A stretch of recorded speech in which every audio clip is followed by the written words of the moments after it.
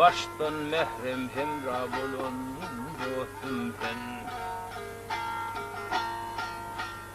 Bilen ahallın sayım sürün, kış günüm yadeyle bulun dostum sen.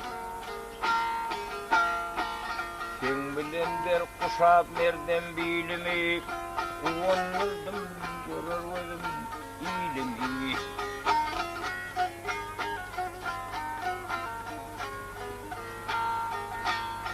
Sen bilen ansırdım aydın yolumu, gün kimin şolasın talan dostum sen.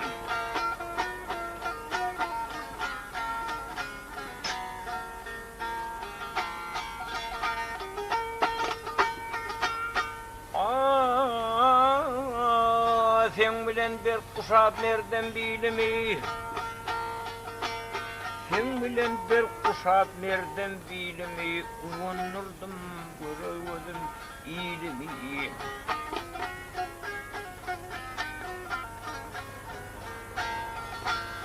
Sen bilen ansırdım aydın yolumu, her işte himayet kalan dostum sen.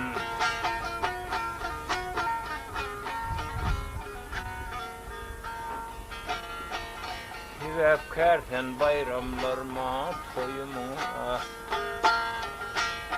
baktısın konurdun mehrem büyüme.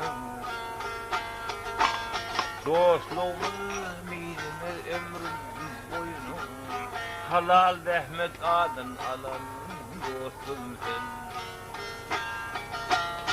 Dostluğun midime ömrüm boyunu, halal rahmet adın alan dostum sen.